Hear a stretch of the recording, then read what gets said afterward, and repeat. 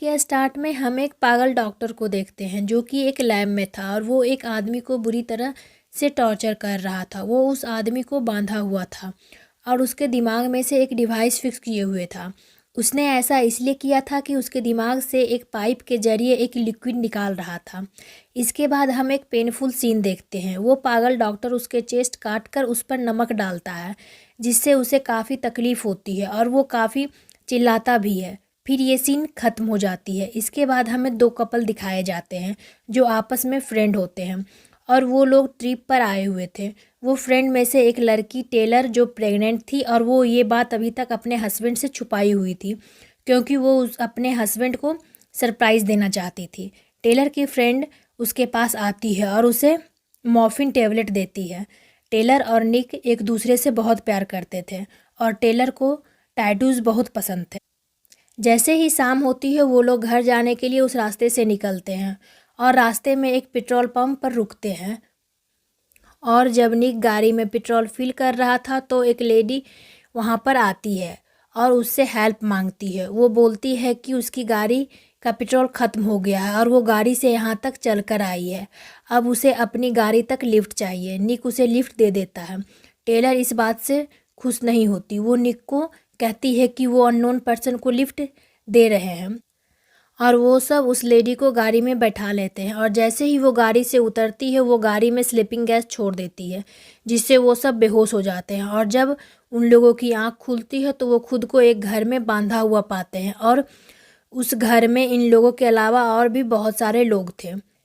इन्हीं लोगों ने निक और उसकी फ्रेंड को बांधा था। उसमें से एक आदमी टेलर के फ्रेंड का नेल उखाड़ लेता है जिससे निक का फ्रेंड टोनी को बहुत गुस्सा आता है और वो अपने आप को खोलकर उसे बहुत मारता है। और निक भी छुड़ाकर उन लोगों से पूछता है कि वो ऐसा क्यों कर रहे हैं।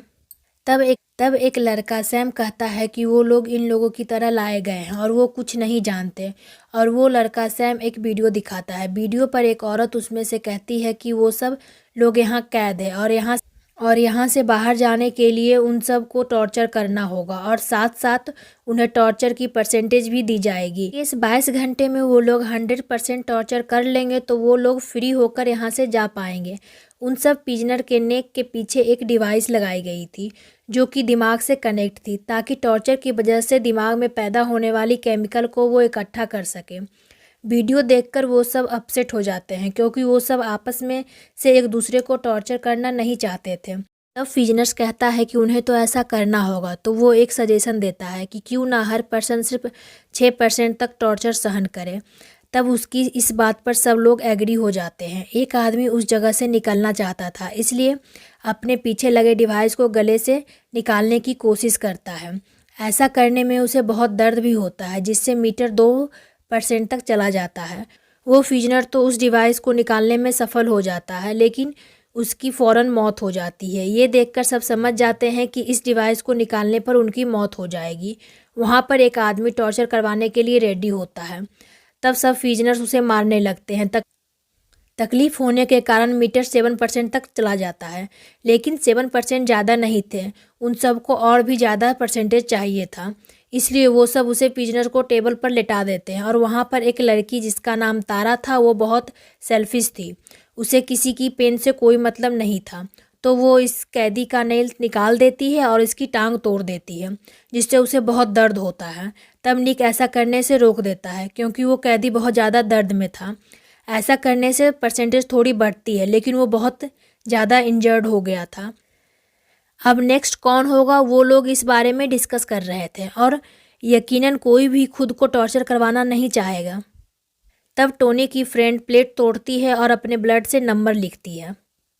सारे प्रिजनर्स एक एक करके वो नंबर प्लेट उठा लेते हैं। पहला नंबर सैम का होता है। जब वो टॉर्चर होने के लिए अपने शर्ट उतारता है तो उसके बॉडी पर पहले से ही जख्मों के निशान थे जिन्हें वो बचपन के चोट कह करके बात को टाल देता है।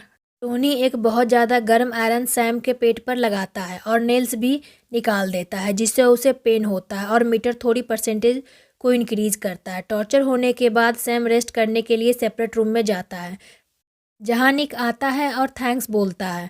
तब तारा निक को आवाज़ लगाकर बुलाती है क्योंकि दूसरा नंबर निक का ही था। दूसरी तरफ टेलर रो रही थी क्योंकि उसे निक की फिक्र हो रही थी। वो एक फीमेल प्रिजनर को कहती है कि वो प्रेग्नेंट है और वो ये बात अभी तक निक को ही नहीं बताई है। ये सुनकर वो लेडी शॉक हो जाती है क्योंकि ना चाहकर भी उन सबको एक प्रेग्नेंट लेडी को टॉर्चर करना था। और तभी टेलर को याद आता है कि उसके पास एक मॉर्फिन टेबलेट है। वो चुपके से निक के पास जाकर वो टेबलेट उसके मुंह में डाल देती है ताकि उसको पेन कम हो। फिर वो सब निक को टॉर्चर करते हैं। अब अगली बारी उसी फीमेल प्रिजनर की थी जिसे टेलर ने बताया था कि वो प्रेग्नेंट है। वो काफ़ी डर जाती है और रोने लगती है, लेकिन सैम उसे खींचकर ले जाता है। उसे भी टॉर्चर किया जाता है और मीटर अपनी परसेंटेज बढ़ाता है। टेलर निक को बताती है कि वो प्रेग्नेंट है, जिसे सुनकर वो खुश हो जाता है और टेलर की ये बात तारा भी सुन लेती है और बाकी प्रिजनर को बताती है। तारा को लगता है कि वो टॉर्चर से बचने के लिए झूठ बोल रही है, जिस पर निक बोलता है कि वो टेलर की रिप्लेसमेंट में जाएगा। तब टेलर अपनी मॉर्फिन टेबलेट दिखाते हुए बोलती है कि मैं ये उस प्रिजनर को दूंगी जिसे सबसे पहले टॉर्चर किया गया था, क्योंकि वो बहुत ज़्यादा टॉर्चर सहन कर चुका था।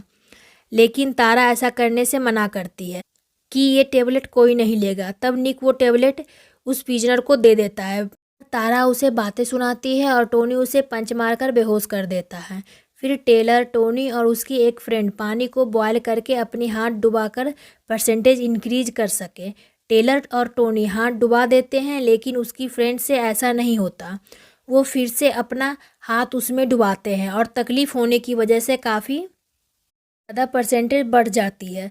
तभी तारा वहाँ आती है और नाइफ से टोनी को कट करती है, जिससे सारा गर्म पानी टोनी पर गिर जाता है। तारा उसे जान से मारने ही वाली थी, तभी निक आता है और उसे मारकर बेहोश कर देता है। अब परसेंटेज 47 तक जा चुका था।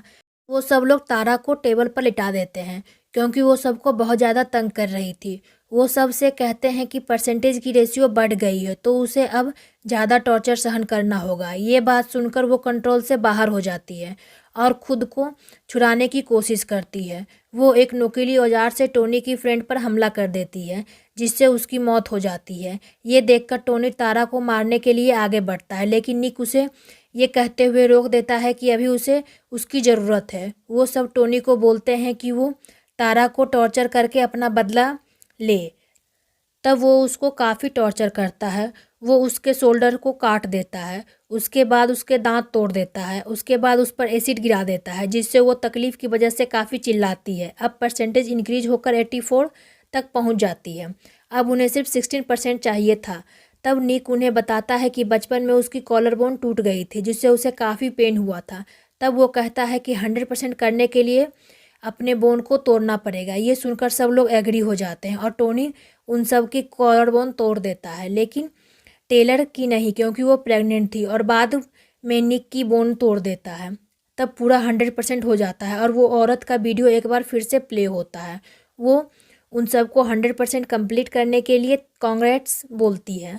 तो वो बताती है कि एक मशीन की हेल्प से उसके पीछे लगाए गए मशीन को बाहर निकालकर दूसरे मशीन के जरिए उसे बाहर निकाल दिया जाएगा।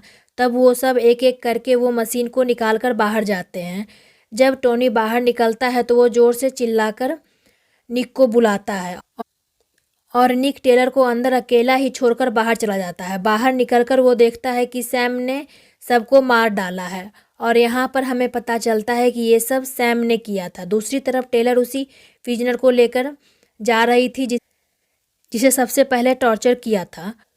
वो टेलर से बताता है कि मुझे इस सीक्रेट सोसाइटी के बारे में पता था कि वो लोगों को टॉर्चर करते हैं, लेकिन सबको ये बात एक कहानी लगती थी। तब टेलर उससे पूछती है कि क्या वो भी इससे मिला हुआ है।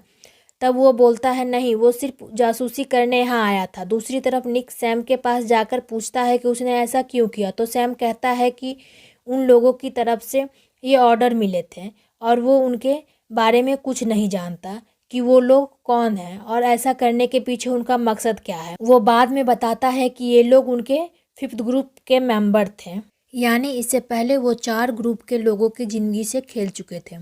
दूसरी तरफ जब टेलर और वो कैदी अकेले होते हैं तो वो डोर अपने आप बंद हो जाता है और मीटर भी 0% तक चला जाता है।